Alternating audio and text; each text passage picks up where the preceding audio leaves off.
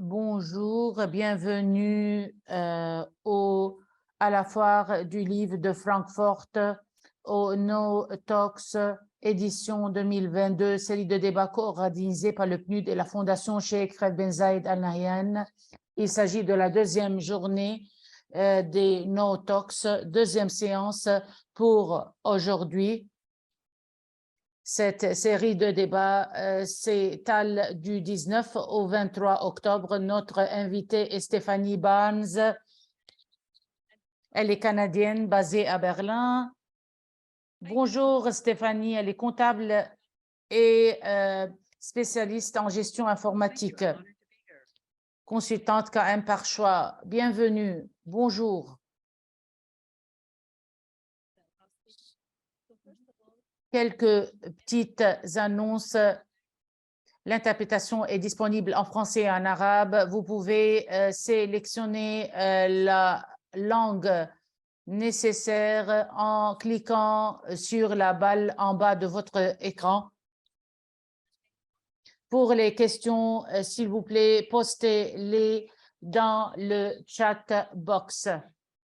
Boîte de discussion. Si vous avez des problèmes techniques, notre équipe technique s'en occupera. Si vous avez des questions, vous pouvez également les adresser à travers moi à Stéphanie Barnes. Bienvenue, Stéphanie Barnes. Vous avez la parole. Cette séance est intitulée « L'aplatissement des hiérarchies organisationnelles, gestion créative radicale des connaissances ».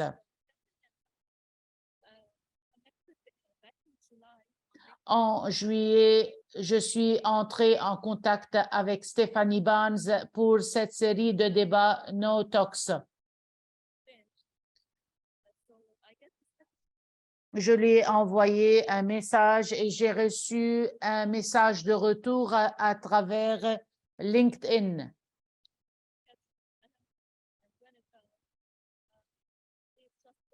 Et je lui ai dit qu'on a une série de débats No Talks et elle m'a envoyé un lien pour prendre connaissance de son travail. Voilà pour Stéphanie Barnes. Je suis Stéphanie et vous êtes Stéphanie au carré.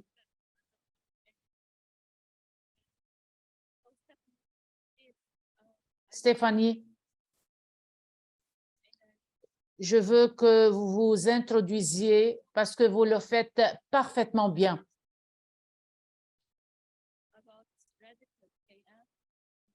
Vous allez nous parler de la gestion radicale des connaissances et de la gestion traditionnelle des connaissances. Vous avez la parole. Parfait, merci beaucoup Stéphanie.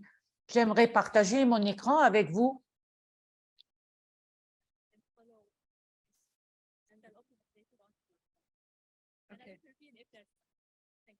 Vous avez la parole, allez-y et bonne chance. Merci pour l'invitation. Qui suis-je? Je suis Stéphanie Barnes au Bow. Je suis comptable et je suis titulaire d'un master en informatique de gestion, consultante en matière de gestion des connaissances par choix. Je le fais depuis 20 ans et j'ai travaillé pour 4 ans chez Hewlett-Packard et je suis consultante et organisatrice et chef du chaos chez Inteleki. Bien sûr, je suis canadienne basée à Berlin depuis 7 ou 8 ans. Je participe à beaucoup de conférences et de débats. Je n'ai pas pu venir à Francfort aujourd'hui. Pour cela, je m'adresse à vous à travers ce webinaire. Tout d'abord, le début pour se concentrer sur le sujet principal, le Radical KM, à savoir la gestion radicale des connaissances. S'il vous plaît, fermez vos yeux si vous êtes dans un environnement confortable et sûr. Get comfortable. Take a slow, deep breath. Prenez, respirez profondément. Fermez les yeux. Picture in your mind Imaginez dans votre tête une petite fleur délicate, floating gently flottant doucement your skull. à l'intérieur de votre tête ou de votre crâne, Just behind juste derrière l'os de votre front.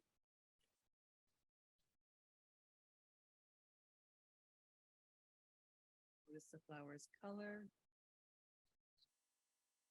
Il y a la couleur de la fleur, sa forme, the pattern of its petals. le motif de ses pétales. Let the flower just float Laissez la fleur dériver lentement vers le bas. gently down. Glissez doucement dans votre gorge, dans votre cage thoracique, dérivant vers le bas, entre vos poumons, Downward, vers le bas, doucement vers le bas. coming to rest. Se reposer dans l'endroit le plus bas de votre abdomen, The place where your breath reaches. où votre souffle peut atteindre lorsque vous respirez pleinement et profondément. Quiet touch of color. Une douce touche de couleur au plus profond de l'obscurité de votre abdomen. Hold the flower there. Tenez la fleur là. Tenez-la. Tenez-la. Now let it go. Maintenant, laissez tomber. Let the flower vanish. Laissez la fleur disparaître. Stay focused on Mais restez concentré sur l'endroit où down. c'était au plus profond du centre sombre de vous-même. Focus on the darkness. Concentrez-vous sur l'obscurité. Now, Maintenant, ready. quand vous êtes prêt ou prête, seulement quand vous êtes prêt ou prête, ouvrez les yeux et revenez dans la pièce, dans cette pièce virtuelle du webinaire. Thank you. Merci. I like to start my sessions off, my meetings, my J'aime commencer les webinaires, mes with présentations, mes conférences avec cette visualisation grounds us interne qui nous permet de se concentrer sur l'essentiel.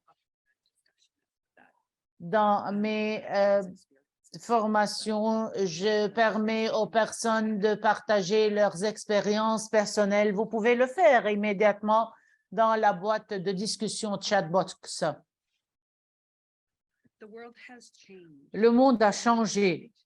Le monde a vraiment changé depuis le début de la pandémie, il y a 3 ans. Avant, le monde a changé également.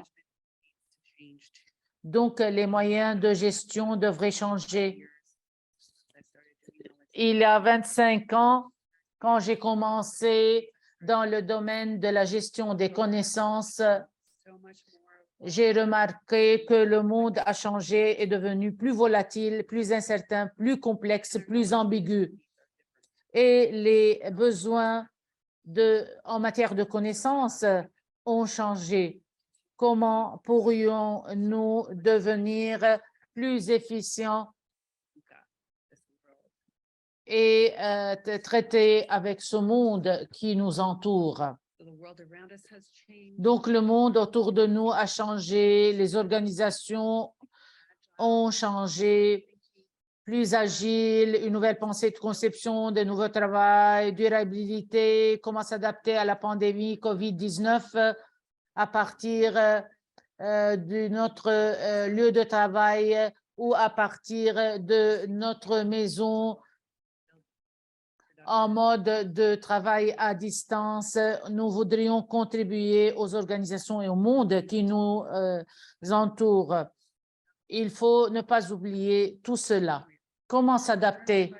Bien sûr, l'environnement externe a changé, l'environnement professionnel a changé, les employés ont changé et leurs besoins ont changé, leurs attentes ont changé.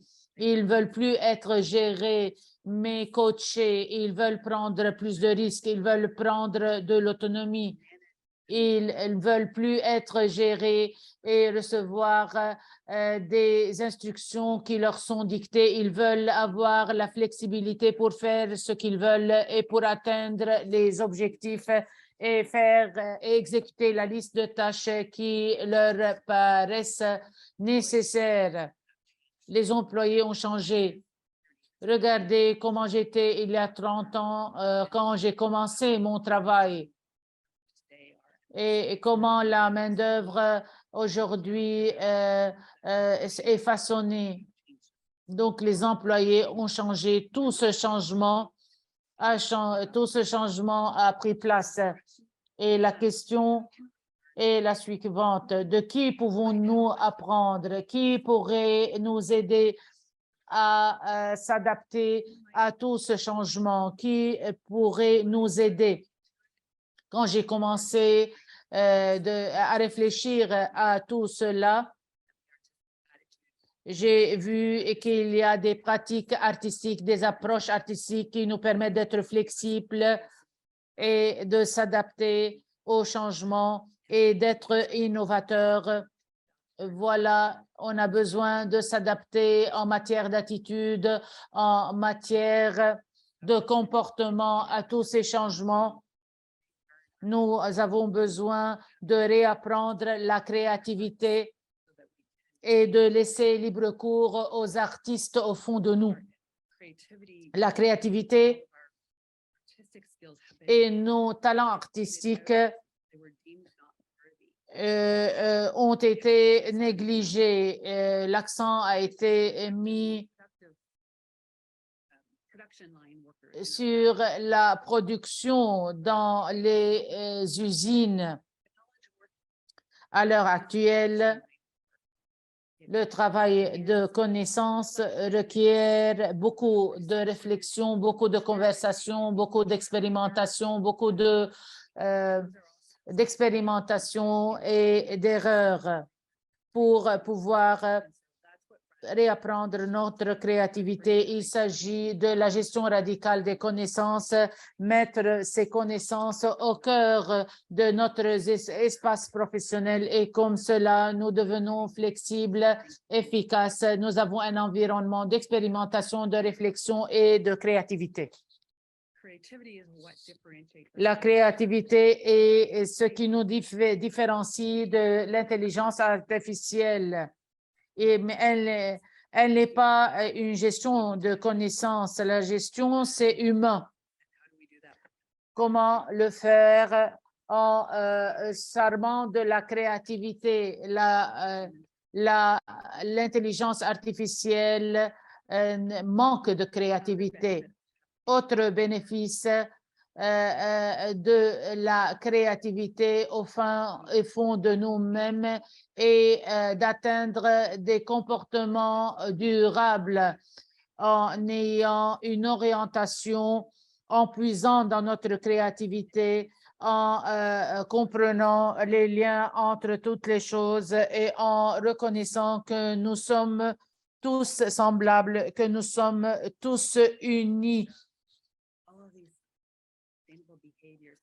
Tous ces comportements durables sont très importants et il y a également l'établissement de relations et tout cela est motivé par notre créativité en tant qu'artiste. Bien sûr, la gestion des connaissances radicales est un espace pour réfléchir. La gestion des connaissances a commencé au 19e siècle et elle se poursuit jusqu'à l'heure actuelle. alors que la gestion radicale des connaissances et à propos de créer un espace pour réfléchir, itérer, expérimenter, découvrir de nouvelles connexions en utilisant la créativité, en posant des questions comme fait Stéphanie, en créant des relations et en prenant un café virtuel. Comme ça, on apprend sur nos organisations, on apprend sur nous-mêmes. On a besoin de ce genre d'espace. Et je crois qu'on a besoin de cette gestion radicale des connaissances à travers la créativité, à travers nos talents artistiques. Parfois, nous savons, mais on ne sait pas partager. Donc, il faut puiser dans cet espace et cela pourrait nous aider à atteindre des comportements durables ou des comportements axés sur la durabilité. En puisant dans notre créativité, nous apportons notre moi authentique entier au travail. Nous trouvons des occasions de développer les compétences de leadership en nous-mêmes, non seulement en nous-mêmes et chez les autres avec qui on travaille. Nous puisons dans nos connaissances tacites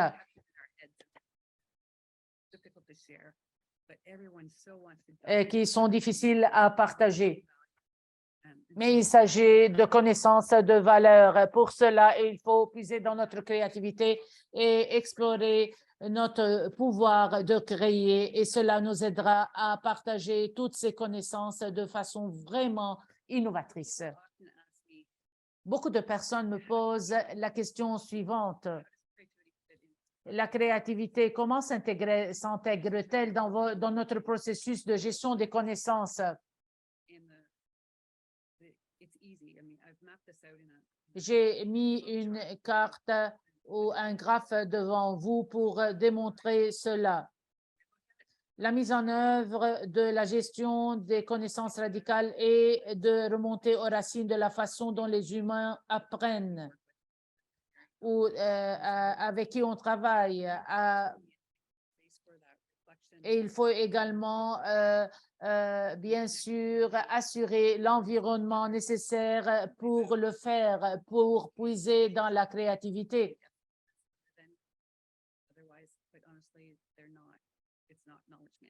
Est-ce que les gens sont vraiment intégrés dans le processus de la gestion des connaissances? Parfois, non. Beaucoup de fois, non. Si les personnes sont vraiment engagées, il y a une opportunité de créativité à travers une petite activité, une activité de visualisation comme celle que j'ai fait au début de ma présentation, à travers un petit exercice de brise-glace icebreaker ou à travers une activité qui s'étale sur 3 jours pour le développement d'une stratégie spécifique ou à travers des interventions plus larges si le temps nous permet. Ça dépend de plusieurs facteurs et des objectifs à atteindre à travers la formation aussi. Les êtres humains sont engagés. Cela aidera à bâtir la confiance, cette culture de gestion des connaissances et à briser ces silos qui nous séparent au sein de nos organisations et au sein de notre travail. Donc, la gestion radicale des connaissances, radicale KM, et bien sûr, le partage des idées radicales, le retour aux racines de l'apprentissage. Comment on apprend à être curieux, à être créateur, à expérimenter, à avoir confiance, à essayer, à échouer, à réussir.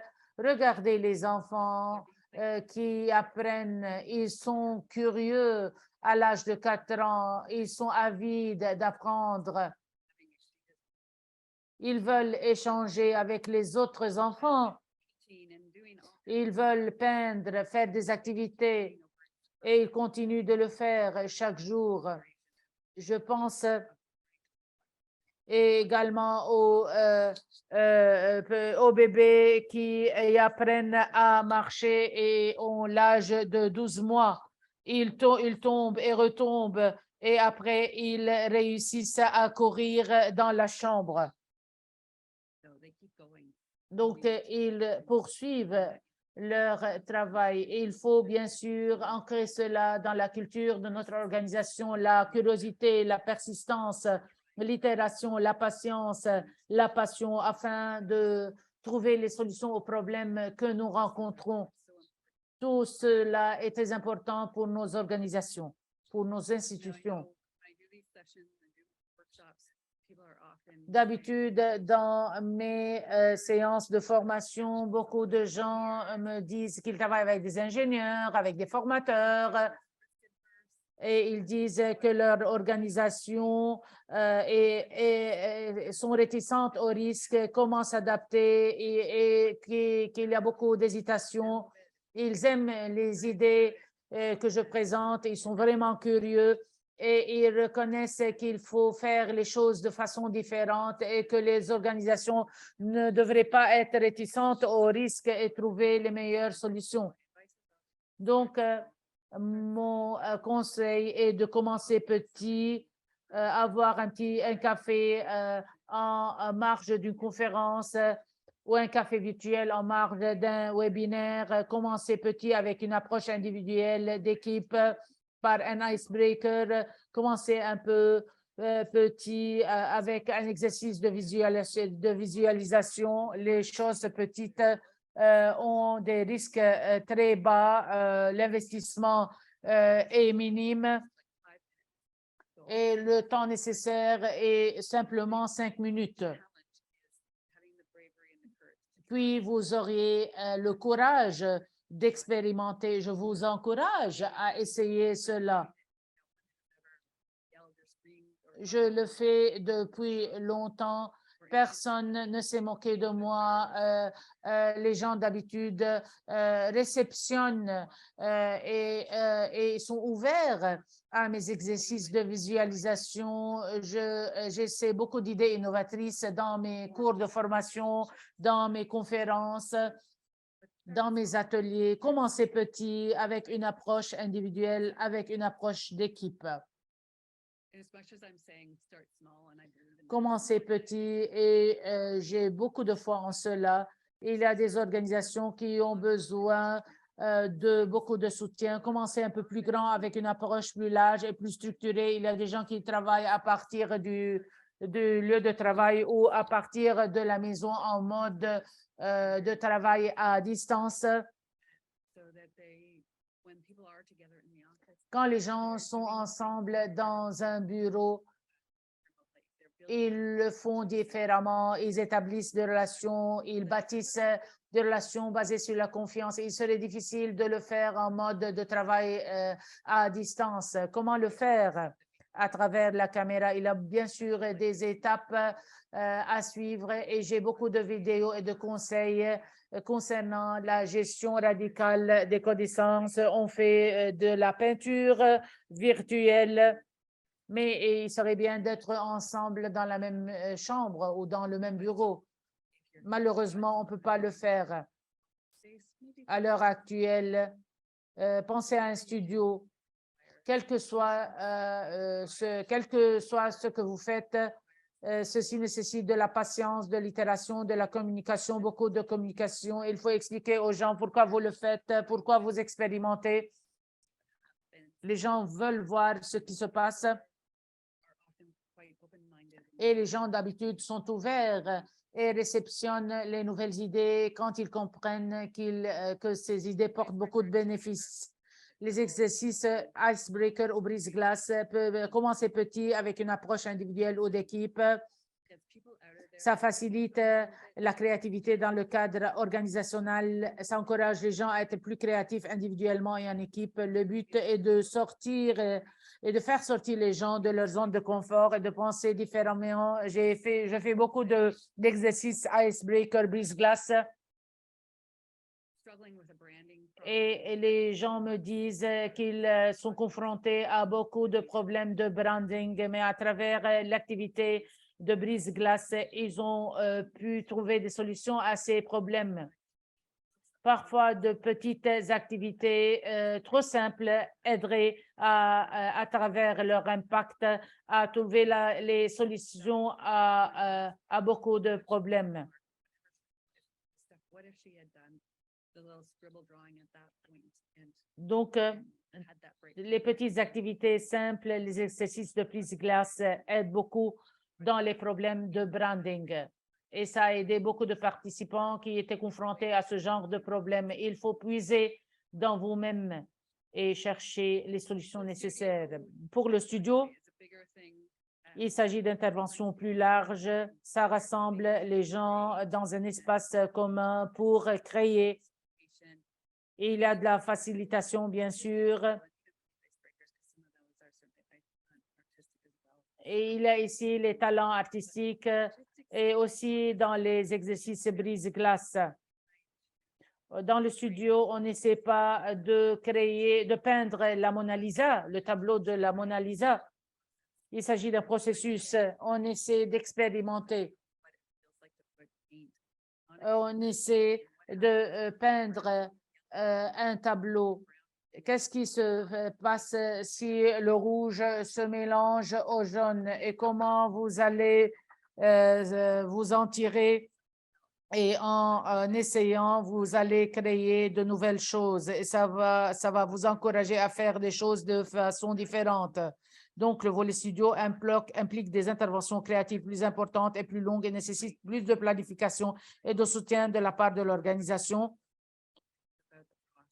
Il s'agit du processus et la plupart des gens, en fin de compte, sont vraiment ravis d'avoir peint de petits tableaux et ils collent ces petits tableaux au mur et ils sont vraiment satisfaits et heureux. Si vous voulez apprendre davantage à propos de la Radical KM, la gestion radicale des connaissances, moi, j'assure des formations à la matière. Mon prochain cours serait en mars 2023 à confirmer. Et voilà une liste de références non exhaustives. Voilà les références essentielles. Ils sont très faciles à lire et ils introduisent beaucoup d'idées originales à propos de la Radical KM, la gestion radicale des connaissances. Merci de votre attention. Merci pour l'invitation. Et je sais que Stéphie m'attend avec beaucoup de questions à propos de ma présentation. Merci encore une fois. Merci, Stéphanie Barnes. Arrêtez, s'il vous plaît, le partage de votre écran. Merci. Je ne voulais pas vous interrompre. Néanmoins, j'aimerais vous remercier pour avoir partagé votre expérience. Vous nous appelez à prendre action. Vous nous avez pris dans votre monde, mais quand même, vous nous encouragez à prendre action. Parfait.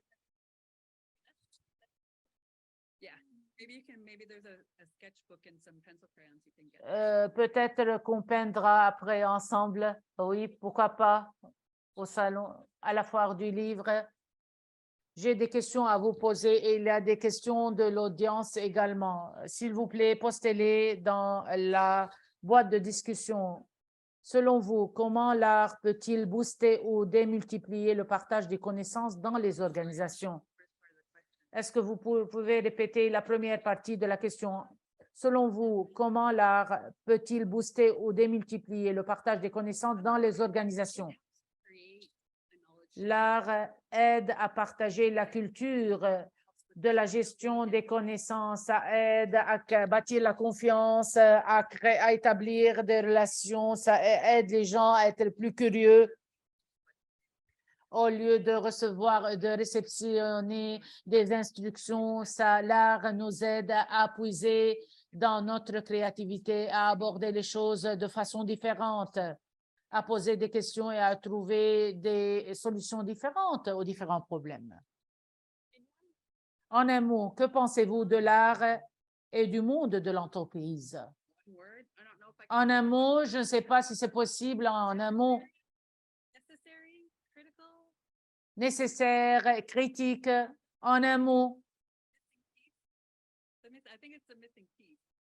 Because I look at everything like a. La pièce manquante. that Il piece s'agit d'un système et il y a une pièce manquante. that I think it's C'est ce que je pense de l'art et du monde de l'entreprise. a lot better.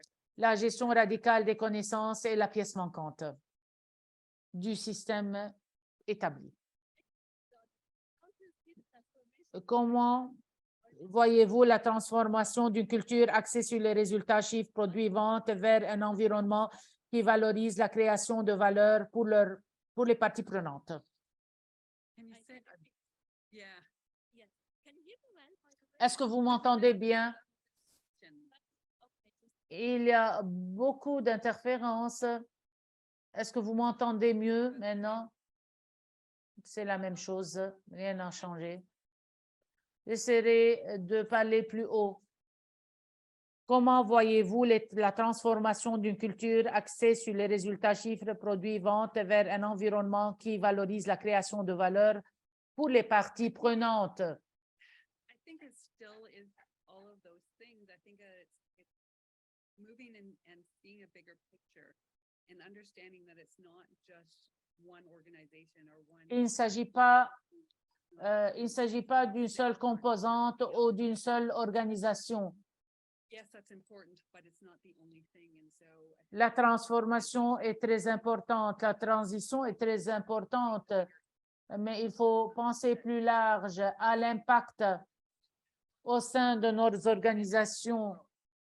Nous sommes des êtres humains, il y a le côté humain et il faut le mettre en valeur. Et quand nous prenons des décisions, nous occultons parfois ce côté humain, mais il faut le prendre en considération. Il y a l'effet de papillon, butterfly effect. yeah, I'm going to stop there. Je m'arrête là. À votre avis, quel est l'éléphant dans la pièce auquel la gestion des connaissances doit s'attaquer? L'AKM, la gestion des connaissances, est à propos des technologies. Je viens d'un background technologique par formation. La technologie est une composante importante de la gestion des connaissances. J'en suis consciente, mais il s'agit d'une seule composante parmi d'autres. Donc, il ne faut pas seulement mettre l'accent sur la composante de la technologie.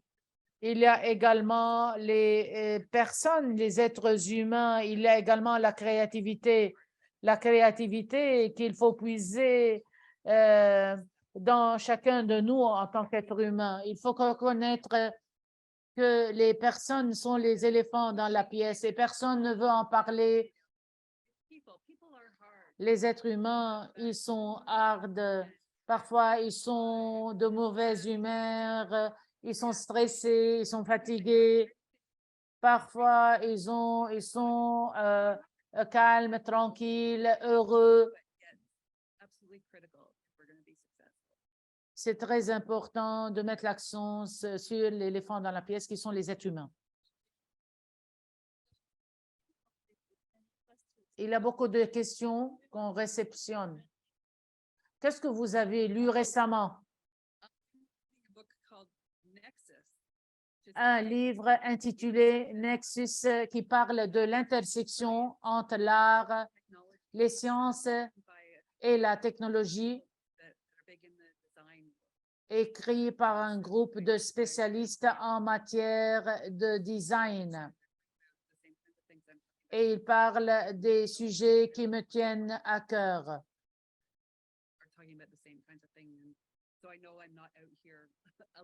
Donc, je ne suis pas orpheline dans ce monde de la gestion radicale des connaissances. Il y a d'autres pays partout, d'autres personnes partout dans le monde qui traitent des mêmes questions. It is C'est reassuring. rassurant, oui, bien sûr, c'est rassurant. Absolument.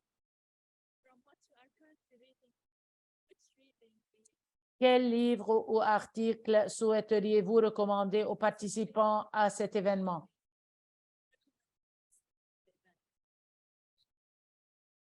Well, I would recommend that one, but Je recommanderais ce livre intitulé Nexus, mais je n'ai pas encore terminé sa lecture.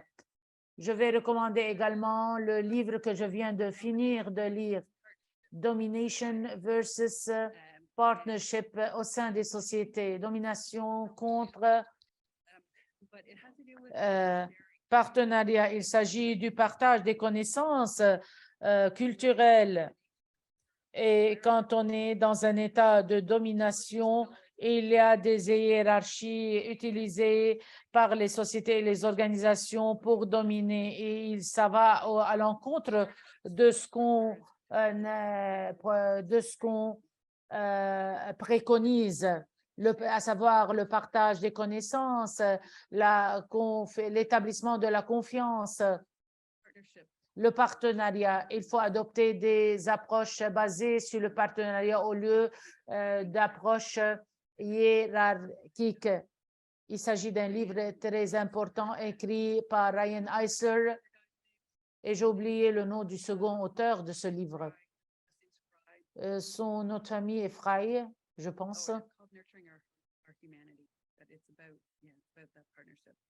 Il parle spécifiquement du partenariat contre la domination hiérarchique au sein de nos sociétés.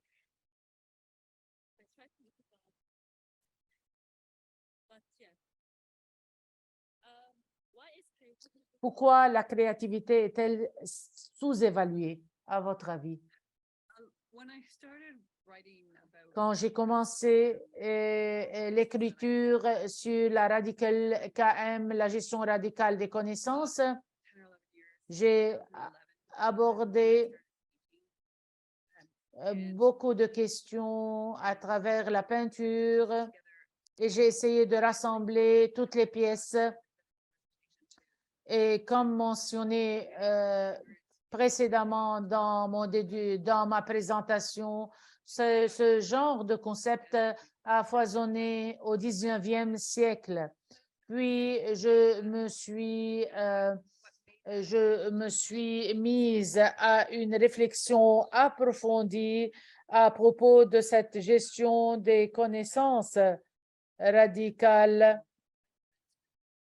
Et j'ai lu beaucoup sur le 15e siècle, sur le siècle des Lumières. Mais encore une fois, je me suis posé la même question. in that time that made that possible, and I keep tracing back, reading Dans ces époques lointaines, il y a eu beaucoup de choses très importantes, de valeur, même au XIIIe siècle. the partnership. Et voilà, on peut voir là-bas ce modèle de domination versus contre partenariat. And I Et think la domination a pris le dessus sur le partenariat, contrairement à l'époque actuellement. Et par conséquent, la créativité a été sous-évaluée. the artists do, not everyone, Je peux vous dire que seulement les artistes feels in that direction. And so ont les compétences nécessaires, the truth is, we all have that. mais tout le As monde, children, we all même les enfants, sont créateurs. Tout le monde est créateur. creativity and building the Il y a beaucoup de créativité, même quand on est enfant et on veut bâtir des châteaux de sable. La créativité, elle est très importante et il faut lui conférer sa valeur.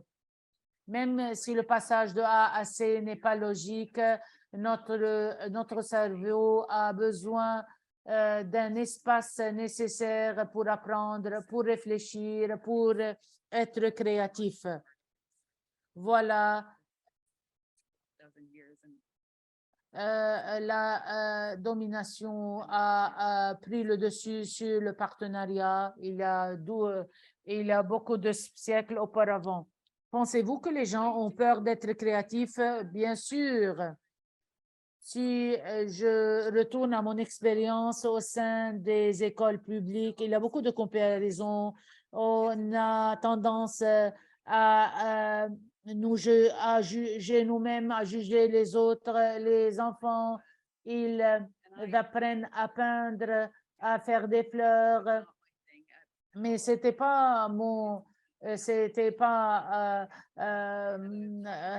atout ou mon point fort. Did anything artistic until J'étais pas vraiment artistique dans mes années 30. Je voulais avoir un hobby, un loisir à pratiquer I started drawing them. et j'ai commencé à peindre et j'ai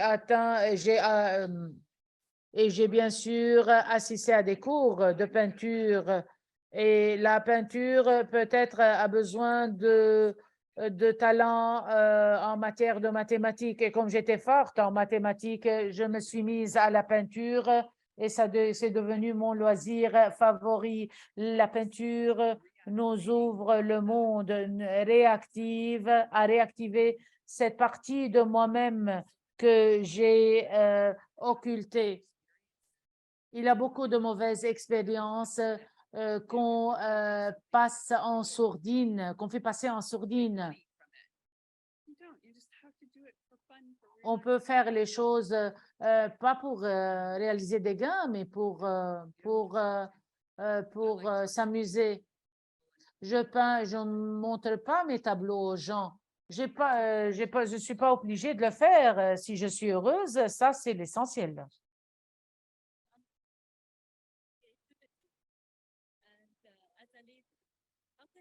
En tant que leader, comment pouvez-vous aider votre équipe à être plus créative? Comment favorisez-vous la créativité? Je parle aux gens de la créativité. Je parle de la sûreté psychologique avec beaucoup d'organisations, avec beaucoup d'institutions. Je les incite à ne pas juger les autres dans leurs activités quotidiennes.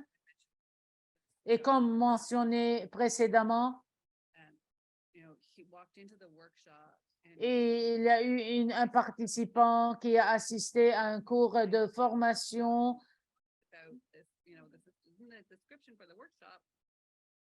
et j'ai parlé avec lui du descriptif du cours de formation et il m'a parlé de sa mauvaise expérience à l'école et c'était similaire à mon expérience et il était vraiment nerveux pour apprendre à peindre.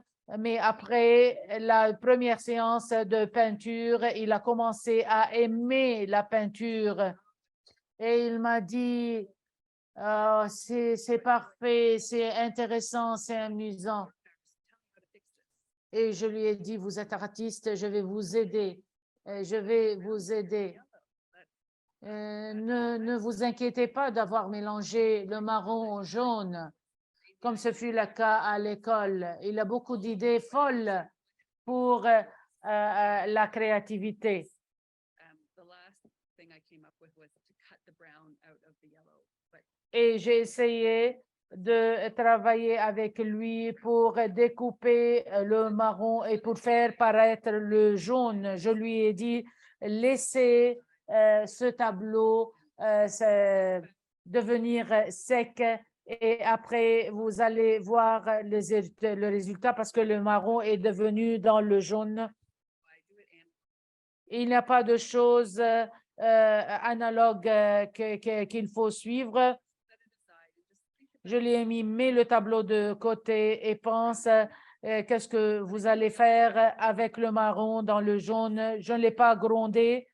Et il n'a pas besoin de gronder. C'est le processus le plus important.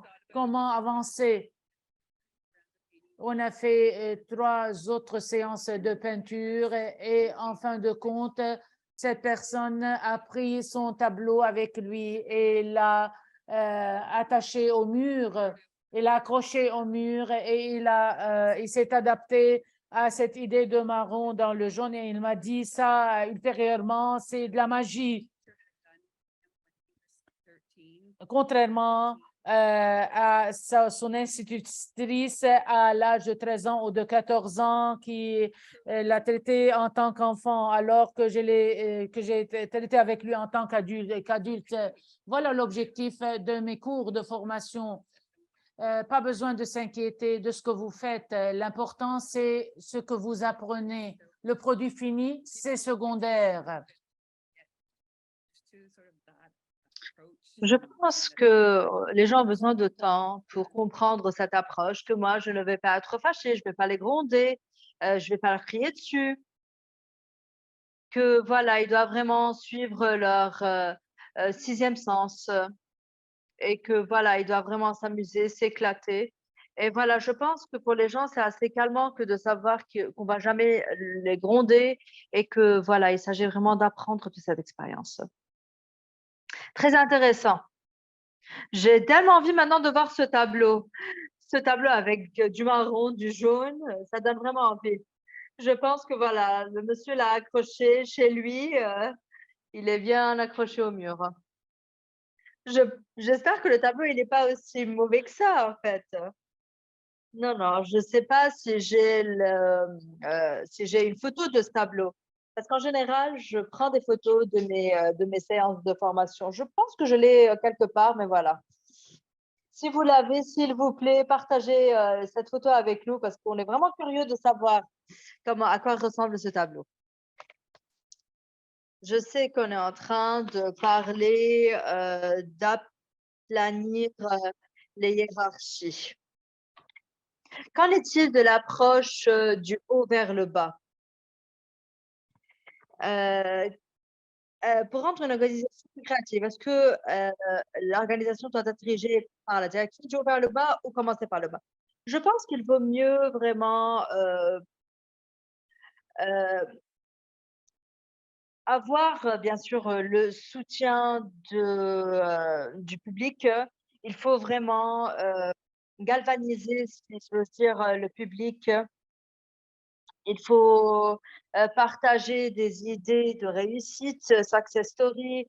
Il faut vraiment commencer par le bas vers le haut et après parler avec la direction du succès et comment on peut vraiment impliquer la direction. Et là, je pense qu'il faut vraiment être bien doté d'expérience. Il faut être bien équipé d'expérience. Il faut savoir comment les décisions sont prises. Et là, je pense pas qu'il faut vraiment regarder les choses de façon très intellectuelle. Ah oui, bah ça c'est assez logique, c'est assez réaliste. Non, non, je pense qu'il faut vraiment se laisser aller. Il faut comprendre qu'il y a des choses qu'on ne peut comprendre en lisant un livre. Il faut vraiment sentir quelque chose. Donc, il faut vraiment foncer et apprendre. D'accord. Question intéressante des participants. Vous ne croyez pas que l'apprentissage aujourd'hui n'est pas spontané et qu'il est vraiment dirigé par ce qu'on sait déjà? Qu'est-ce qu'on peut faire lorsqu'on exprime notre créativité et notre innovation dans le monde du travail notamment? Une question assez intéressante. Oui, je pense que ce qu'on fait, c'est qu'on fait vraiment on fait vraiment sortir les choses de leur contexte. Et après, on se demande pourquoi ça marche pas. Quelquefois, les meilleures pratiques ne sont pas aussi évidentes ou adéquates dans un contexte. Il faut vraiment comprendre que le contexte est vraiment un facteur très important. C'est assez primordial pour prendre des décisions. Si vous voulez savoir qui a travaillé sur ce projet, par exemple, vous devez savoir le contexte de ce projet. Il y avait une deuxième partie de cette question. Est-ce que vous pouvez me rappeler, la répéter, s'il vous plaît?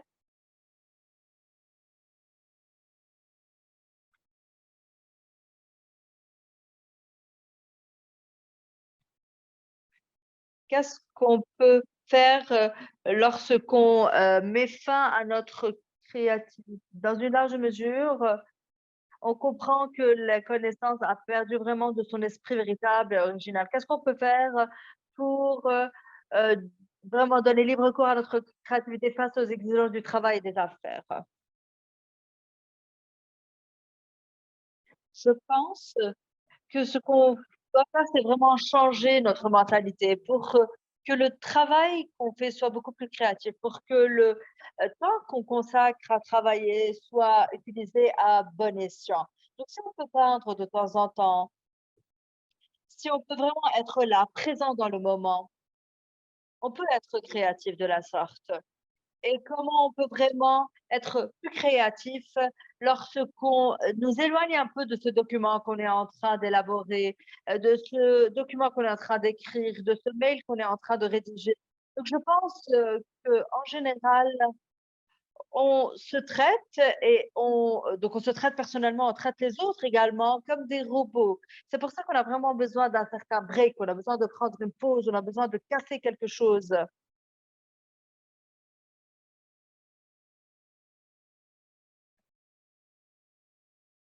Oui.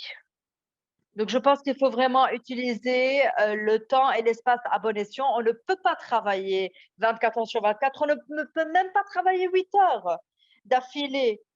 Donc, voilà, on doit comprendre ceci. On doit se comprendre, on doit s'excuser, on doit savoir qu'on n'est pas des robots, on doit comprendre qu'on a appris beaucoup de choses grâce à la pandémie et je pense que le plus important, c'est d'avoir compris qu'on a vraiment besoin de reculer, prendre de recul, être nous-mêmes et nous comprendre.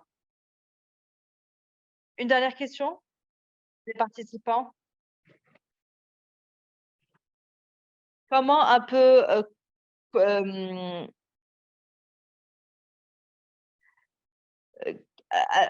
en d'autres termes, est-ce que c'est vraiment assez difficile d'adhérer à la gestion de connaissances radicales dans notre organisation? Ce n'est pas difficile du tout, si j'ose dire. Et c'est en même temps le truc le plus dur à faire au monde. Et je le dis parce que c'est difficile. C'est à cause des histoires qu'on se raconte pourquoi on ne peut faire ça, pourquoi c'est impossible de le faire. Je travaille avec des experts comptables, des ingénieurs, des avocats et je sais que eux, ils détestent ça. Mais moi, personnellement, j'adore ça. Il y a beaucoup de risques qu'il faut entreprendre. C'est trop quelque chose. Voilà, c'est trop vulnérable, c'est trop volatile. Et les gens en général ne sont pas assez confiants, ne sont pas assez euh, conscients de l'importance. Moi, je dois avoir la curiosité pour dire: «Je vais essayer». Peut-être le premier essai ne serait pas aussi catastrophique ou aussi réussi. Si vous pouvez prendre une tasse de café, que ce soit en présentiel ou en virtuel avec un collègue de travail, là, vous êtes en train de prendre du recul, de vous arrêter, de reprendre le travail avec plus de créativité et d'innovation. Vous pouvez leur dire, par exemple, dire à vos collègues à propos de cette séance: «Moi, je devine, grâce aux réactions que j'ai entendues, que d'accord, ce que vous, exigez ou ce que vous insinuez, c'est assez intéressant. Est-ce que vous pouvez nous dire un peu plus? Est-ce que vous pouvez plus en nous parler de ça?» Moi, je veux, par exemple, essayer la visualisation. Je veux voir ce qui se passe et là, je pense que les choses vont commencer un peu à bouger. Peut-être ça va commencer à bouger un peu doucement, lentement, mais peut-être vous avez une équipe qui est assez grande, peut-être vous allez pouvoir avoir cet effet sur vos collègues. N'oubliez pas qu'il y a cette, affinité, cette affinité pour comprendre et je pense que le plus important, c'est vraiment d'expérimenter, d'essayer et de ne pas se dire: «Non, je ne peux pas faire ça. Non, je ne vais pas réussir».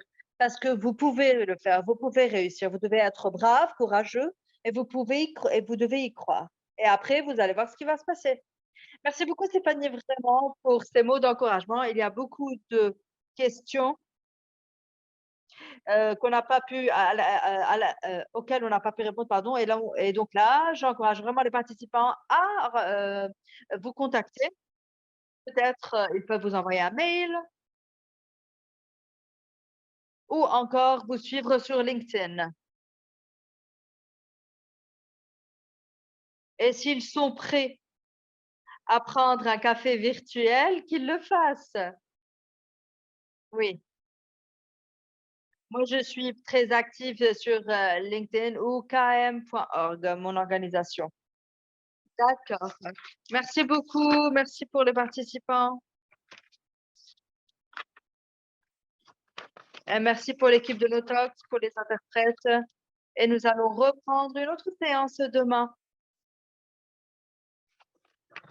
à 10 heures du matin, heure européenne.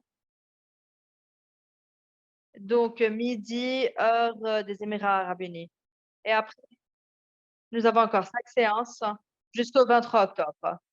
Donc, à toutes, merci beaucoup. Très bonne soirée. Merci à tout le monde. Merci tout le monde. Merci pour les points encourageants. Au revoir, Stéphanie. Au revoir, tout le monde.